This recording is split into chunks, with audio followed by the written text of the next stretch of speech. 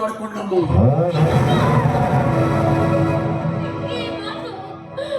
ಕುಲದೇವರಾಣಿಗೂ ಈ ಮಾತನ್ನ ಸತ್ಯವಾಗಿ ಹೇಳ್ತಾ ಇದ್ದೀನಿ.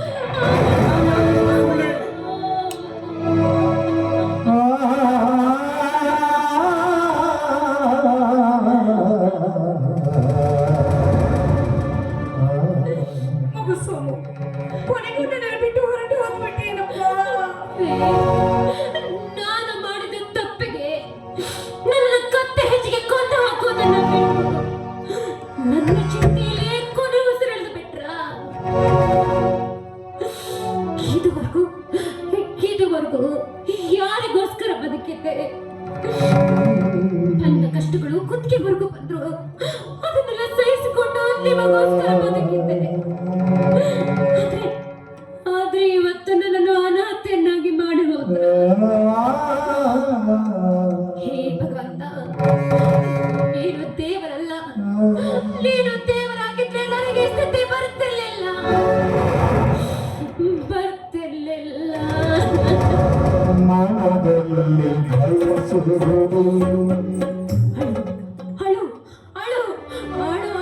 ತಲೆ ಬಡಿಸಿದ ಶಿವನೇ, ಅಧಿಕಾರವಿದೆ ಅಂತ ನೀ ಬಡವರಿಗೆ ಕಷ್ಟವನ್ನು ಕೊಟ್ಟು ತಾಳವನಾಗ್ತೀಯ.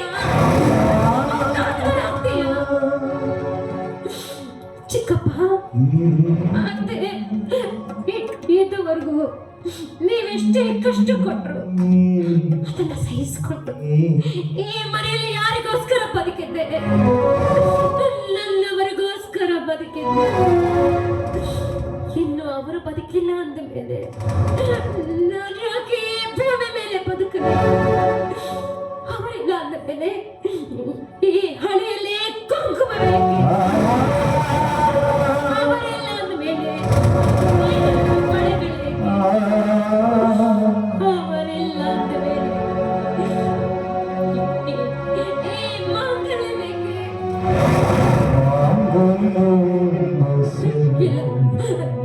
ನನ್ನವರಿಲ್ಲ ಅಂದ ಮೇಲೆ ನಾನು ಬದುಕಿರಬಾರ್ದು.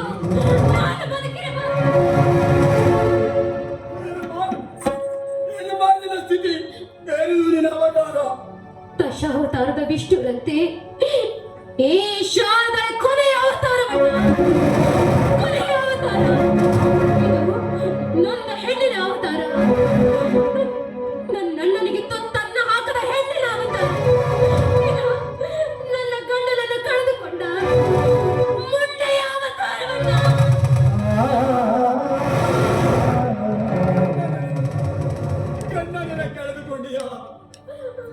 ಹೌದಪ್ಪ ಶಿವಾನಂದ, ನಿನ್ನೆ ರಾತ್ರಿ ಸೋಮಶೇಖರ ಬೆಂಗಳೂರಿನಲ್ಲಿ ಆತ್ಮಹತ್ಯೆ ಮಾಡ್ಕೊಂಡ್ಬಿಟ್ಟು ನಿಜವಾಗಿಯೂ ನಮ್ಮನ್ನಾಗಲಿ ಹೋದೇನೋ? ಆತ್ಮಹತ್ಯೆ ಮಾಡಿಕೊಳ್ಳಲು ಅಂತ ಅನಾಹುತವೇನಾಗಿದ್ದರೆ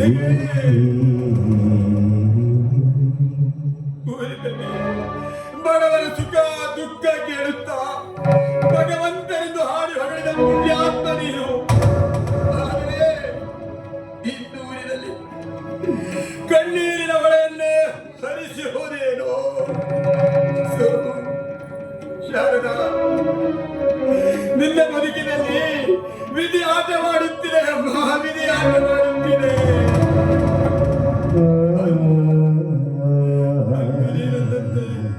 ನಿನ್ನ ಬದುಕು ಕಣ್ಣೀರಿನ ಕಥೆಯಾಯ್ತಲ್ಲಮ್ಮ, ಕಣ್ಣೀರಿನ ಕಥೆಯಾಯ್ತು.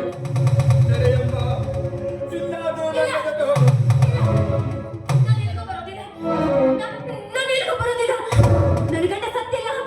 ನನ್ನ ಗಂಡ ಸತ್ತಿಲ್ಲ.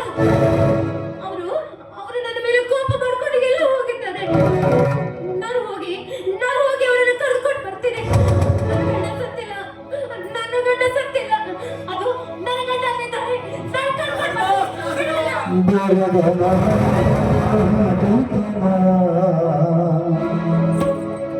ಯಾಕುಟಿಶಾನ ಶಿವನನ್ನ ಹೆಂಗ ಕರೆಯಲು ಶಿವ ಮುತ್ತೈದನ